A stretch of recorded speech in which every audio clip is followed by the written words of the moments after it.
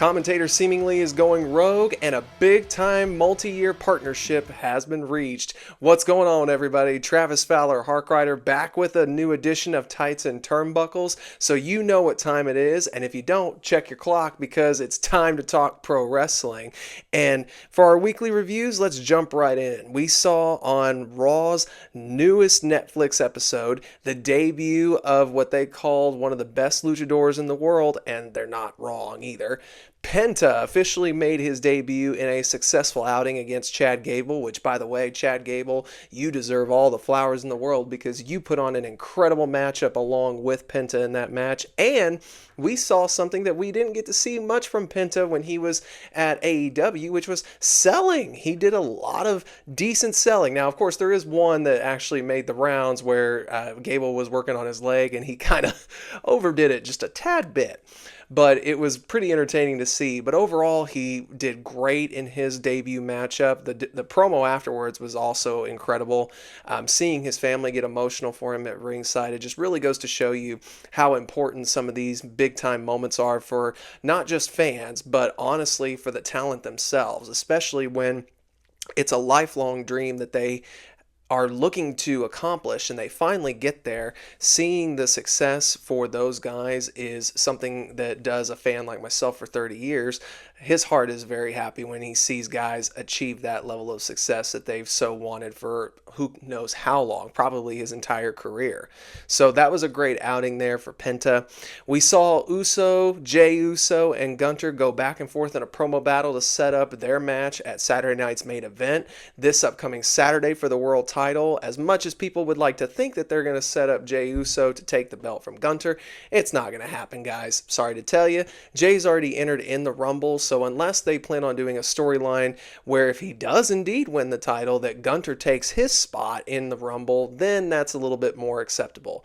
But if not, I don't see Jey Uso walking out with the world title. At least I don't see him being world champion right now. But I would bet that by the end of 2025, we're going to be seeing the Yeet Master, the new world heavyweight, or possibly even WWE champion by the end of 2025.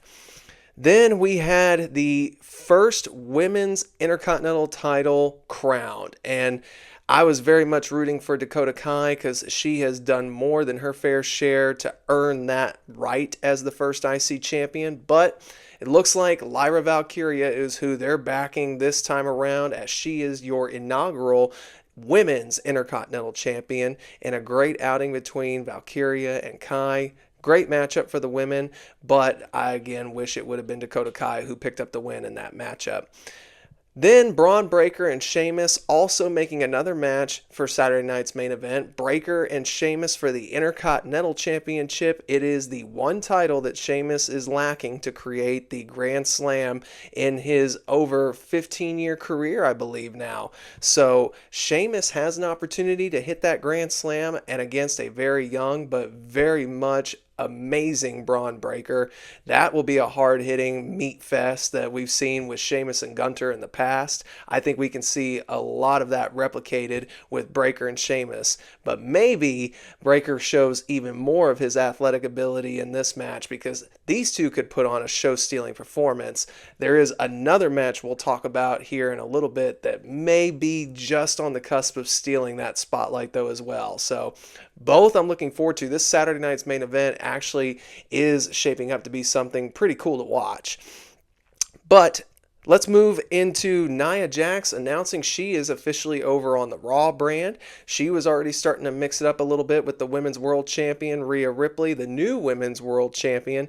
Liv Morgan is still creeping there in the background, so only time will tell how this is going to end up shaping out for Nia. I know she also competed on SmackDown, I believe, just this past week as well. So there was that rumor going around that I think we can pretty much say is pretty much going to go from now until WrestleMania is over. That with it being that time of year, to see people going back and forth between brands seemingly is going to keep happening, and it really does not help the brand split when they do that. I understand why they do it. It just doesn't really add a lot of credence to doing a brand split when you have, even at this time of year, people going back and forth. I still will say probably the most successful they've ever done with the brand split was the original incarnation that started in 2002, and I believe it ran all the way up until about 2011 or so when they started doing the Raw and SmackDown Super shows. That was its only successful outing, and I really wish they would stick to it more often, just because I do think the brand split is a very good, viable option to help create new stars and give other wrestlers an opportunity to shine in an atmosphere that they more than likely wouldn't in another position. But the main event was a great street fight between Damian Priest and Finn Balor. Priest putting the exclamation point on his rivalry with Balor. Now we'll see where he goes from here. I'm going to guess he's going to be one of the 30 participants in the Royal Rumble, as do I think Finn Balor will be as well.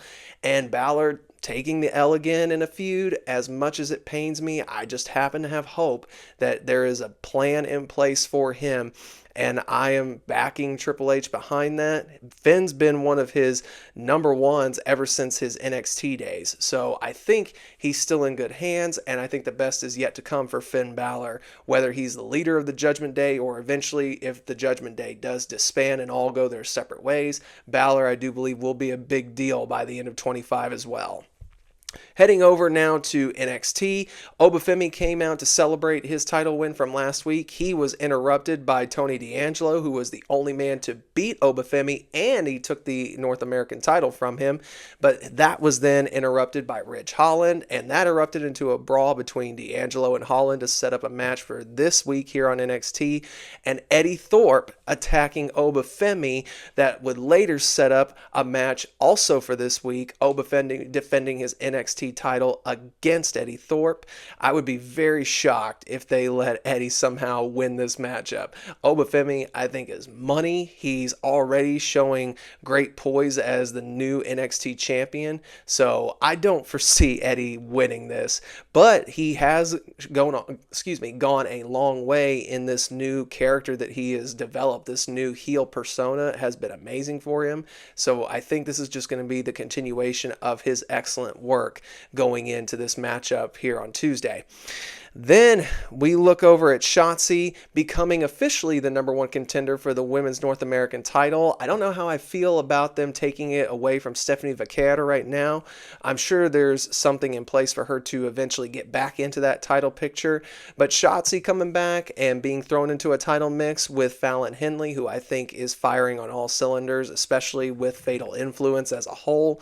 So that should be a good matchup to see between Shotzi and Henley for the Women's North American title. And Ethan Page continuing his path of destruction as he then took out the leg of Dante Chen, which prompted a Javon Evans to come out to a great ovation, a returning ovation, only for it to be stopped short as they're still selling his jaw being wired shut, and Ethan Page delivering one punch to the jaw that took Javon down. Great work from both guys. Really look forward to seeing where this feud is going to wind up going. And then the Meta Girls becoming the number one contenders for the women's tag team titles in a great outing against the Unholy Union. I am really starting to really like Jackson and Legend as a team. I think they have gelled so well together. Their personalities work great. Their gimmicks are on fire. And I really look forward to seeing what they do in the near future. I think the match between them, Naomi, and Bianca for those tag titles is going to be something to see.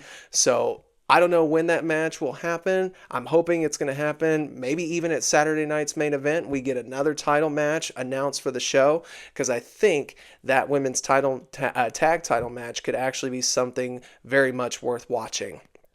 And then to close out NXT, Roxanne Perez, who arguably does have the best women's title reign in NXT history, she came out to deliver a promo talking about what's going to happen with her next, and that was interrupted by a returning Bayley to a monstrous ovation.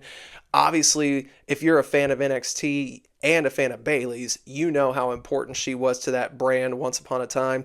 Seeing these two stare off face to face was a great little encounter, and Roxanne slapping Bayley to then prompt her to get into a fight was a great way to end the show. That match is going to be fun to see when it happens as well. To round out the WWE side of things with SmackDown, that whole SmackDown show was honestly a lot of fun to watch as well. Jimmy Uso and Carmelo Hayes had one hell of a matchup. Gotta give it to him. Jimmy especially was on top of his game. The crowd was very much in his corner this go around, and Carmelo just continues to show that he is going to be a big time future player for not just SmackDown, but WWE as a whole. Then we saw the women's tag champs retain their titles over Candice LeRae and Nia Jax in a great outing there. Rey Mysterio and Kevin Owens opened the show with a promo that later led to a match between the two of them where Owens would pick up the win and dang near try to cripple Rey with the package pile driver, which I saw somebody make mention of this on X. WWE's already done a great job of selling the package pile driver as a devastating move, and that if someone gets hit with it, it could be a career ender, which is excellent work. That's what you should do for a move as lethal as the pile driver can actually be in real life. So thanks WWE for bringing precedence back to a pile driver. By the way, that Mexican destroyer, as Pat McAfee called it when Penta hit it on Chad Gable, was also chef's kiss superb on Monday night. Just wanted to throw that in there since we were on the pile driver subjects. Then we looked at Solo Sikoa coming out to do a promo similar to what Roxanne Perez was going to do about what is next for him. Where does this leave Bloodline 2.0? The crowd was booing him so heavily that he did a mic drop and just left without saying a word, only for Jacob Fatu to pick up the mic and deliver yet another killer promo. This dude is ace money. Fatu is going to be a big time player, no questions about it. He is already showing great return on his stock dividends from being hired by WWE last year. And I really actually still enjoy the team of him and Tama Tonga as well. And Tonga hasn't even really shown what he can do on the mic either. They just see him as this unhinged type of character, which is basically how he was in New Japan as well for the longest time as a member of the Bullet Club and the Gorillas of Destiny. So I look forward to seeing great things from Tama Tonga later this year, but Fatu, his future is so bright. They did a beatdown, which prompted Braun Strowman to come out after, well, LA Knight took another beating from the Bloodline. Strowman came up to break it up, and that would then set the stage for Saturday night's main event. This is one of those matches that, again, could be a show stealer. Jacob Fatu versus Braun Strowman. The pop was insane when they were looking face to face, and that match is going to be a banger coming up this Saturday. Then we saw the first return promo for Charlotte Flair. Coincidentally, also, that came prior to the main event, which held the women's title up for grabs. Tiffany Stratton defending against Bayley. Stratton retaining in a great matchup. A first defense for her in a great outing against Bayley was just what you need to kickstart her title reign. And I find it interesting that that Flair promo was delivered right before that matchup, specifically because there's been a rumor that they are planning for Charlotte Flair and Tiffany Stratton at WrestleMania, which I wanted that from the time I saw Stratton really show how great she was against Becky Lynch in her feud at NXT for the NXT Women's title. That Extreme Rules match, if you haven't seen it, you really need to do yourself a favor and go back and watch it, because that is really where Stratton not only earned her stripes, but showed how tough she was and that she's going to be one of those divas, or if you, I guess we don't call them divas anymore, sorry about that, women's wrestlers that is going to lead this next generation into WWE, and her being the new generation against one of the original Women's Revolution holders, Charlotte Flair, at Mania for the title, that is money written all over it. Then let's jump over to AEW, who, by the way, I love the fact that AEW is starting to go to these smaller arenas. Even though some people think it's a downgrade for what they are doing business-wise right now, which isn't the best, but it's not bad either. It's great that they have switched to going to these smaller arenas because you don't have to worry about filling up what would normally be a 15,000, 18,000 seat arena, and instead you're sticking to these lower crowds because, as TNA has seen, especially with tonight's Genesis in Dallas, a smaller crowd can still give you a big time feel. So I love that they're starting to embrace that. This week's episode saw the in-ring return of the cleaner Kenny Omega. He returned last week to deliver his return promo, and that set up his match for this week against the Machine Brian Cage. It is absolutely astonishing how well Kenny is moving after his battle with diverticulitis and them removing, I believe he said it was 2 feet of his small intestine. To see him still doing some of the things he is and against Brian Cage was amazing.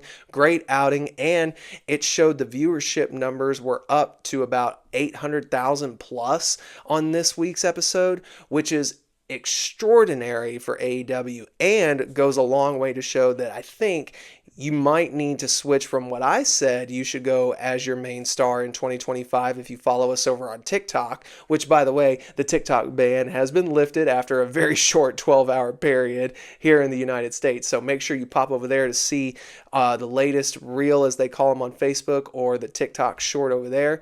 You can see who I thought should be your main star for AEW. Kenny Omega might actually take that place from Will Ospreay. And this upcoming week, there's supposed to be a face-to-face between those two. I'm okay if you put your horse behind both those guys because they both can deliver, much like Swerve can as well, but it seems like these are the two that you should run with as the face of your company. One or the other, or if you can it up similar to what Austin Rock did for the WWE back in 2000 and 2001. If you can do that for AEW with Omega and Ospreay, hey, that's a 2-for-1 special. Go for it. Now, moving further into AEW Dynamite, the Callis family did attack Omega after the match, but Omega was saved by Ospreay, which is part of what sets up the face-to-face this upcoming week. Ricochet then came out to start a promo about his attack on Swerve the week before with a pair of scissors, only for Swerve to come out and, well, he got him to run off pretty quickly. Swerve didn't need to say anything, but I think we can see that this feud between Swerve and Ricochet is probably going to come to a head, I'm going to guess, at Revolution coming up in March. Then we move forward to the Hurt Syndicate handling big business and taking out Private Party along with their tag team partner in a 6-man tag match, or a trios match as they call it. Mark Briscoe was that other partner for Private Party. The Hurt Syndicate, though, they just mean bad business all the way around. They're looking to destroy anything and everybody in their way. So much so as they get a tag title match this upcoming week with Private Party, and I don't expect them to lose. Lashley and Benjamin are probably about to become your new AEW tag team champions.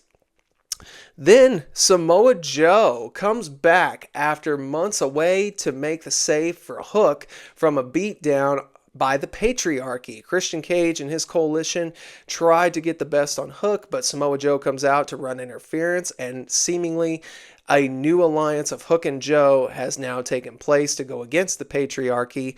And then we saw Jeff Jarrett and MJF in another promo battle. Some people have been really sour about Jeff Jarrett being in a big-time feud in 2025. If this is his last year, let him go out on his sword and shield. Honestly, I saw the little words of encouragement that Dustin Rhodes gave to Jarrett in a promo on AEW this past week. Honestly, I would just love to see a match between those two, just because they are two veterans of the sport, especially of that old school Southern wrestling style, as it likes to mockingly be called, but they're great at it. And I would love to see Jarrett and Rhodes go at it one more time before Jarrett calls his career over and rides off into the sunset. The main event, well, before we get there, let's talk about Grand Slam Australia and one of the first matches that we have now official for it, the women's title. It'll be a rookie unquote. Toni Storm taking on Mariah May. That should be a fun continuation of their feud. I really like this whole amnesia thing that Toni Storm is doing with his gimmick. I think actually, though, this is timeless Toni Storm playing the part of the rookie Toni Storm. That's my guess, and I feel like if she wins the women's title, that's where we'll see the big reveal after she wins the title. Then in the main event, now I'll jump forward, Jon Moxley retaining over Powerhouse Hobbs, and I agree with what they were saying about Powerhouse getting Pillmanized, and then on Coalition they came out and, he made this big old comeback. And after getting your leg Pillmanized and then having this big comeback, I don't really think people are buying that too much. And it's another issue that Tony has. He doesn't know how to do this properly. He doesn't know how to book properly. And if he had somebody that did, we wouldn't be talking about this so much. But it's a consistent problem that I really hope eventually gets solved sooner rather than later, because I want AEW to succeed, because it only helps the wrestling industry. And if the wrestling industry is succeeding, then us fans are being rewarded with that success. So hopefully something can be done to get this train back on the right course. Because right now, I still think it's a little off track and needs help getting back to its final destination of success. But now let's move over to two pieces of great big news topic-wise. The announcement that WWE and TNA have officially entered a multi-year partnership. And right now, it seems like it's specifically to the NXT brand with TNA. But the crossover between TNA and NXT was so successful this past year that now we have it officially on paper. Seeing promos of NXT stars on TNA and TNA advertisement on WWE social pages is insane. The fact that tonight, TNA Genesis from Dallas was promoted by Triple H himself on his X feed is unreal. This wouldn't have happened 5 years ago, let alone 20 years ago when I was a huge TNA fan and they were starting to be the come-ups company back in the day.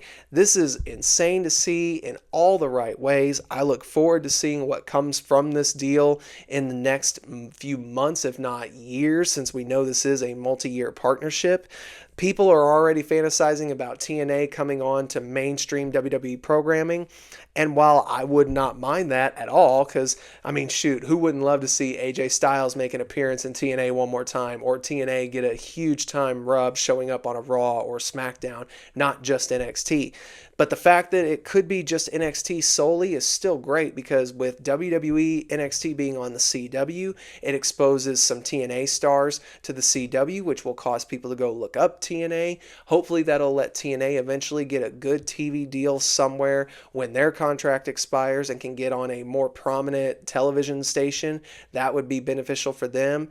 I see nothing but positives that can come out of this partnership, and I really hope the best for both companies. They've already been off to a great start. Hell, I saw just a short clip before I recorded this. Fraxium, the NXT Tag Team Champions, showed up at Genesis tonight to watch the TNA Tag Title match between the Rascals and the Hardys. So I can't wait to see what comes from this. I think it's nothing but great for both brands, and man, this is just not the same pro wrestling landscape that we once knew, and I am here all day for it.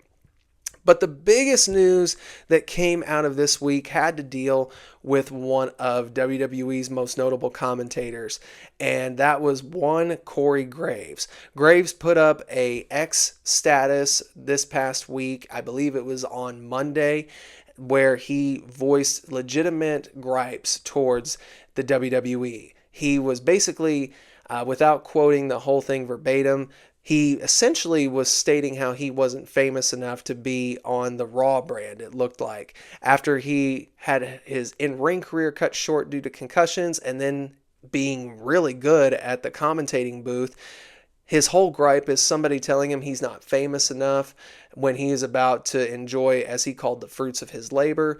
You would be upset too, was basically his point. And most people thought it was a work. I even kind of thought that because he then would follow it up later in the day with, I've got a lot to say, so tune in to NXT tonight for whatever it is that he may have said on commentary. But unfortunately, we're never going to know, because as people spotted him leaving the TSA airport in Florida to go back home to Pittsburgh, and we haven't really heard much from him since. So people are still on the edge if this is a work or a shoot. His own brother, Sam Adonis, came online to say that this is indeed real. This is not a work whatsoever. Only time will tell, but I think we might be able to say there could be some credence to this, because tomorrow night on Raw, Pat McAfee will not be at the desk, but Wade Barrett will be filling in for him. People have said if Corey didn't do his tantrum, maybe he would have been the one to fill that spot for Monday with Pat McAfee going back and finishing up his college duties. That could be the case. Maybe it wasn't. Who knows?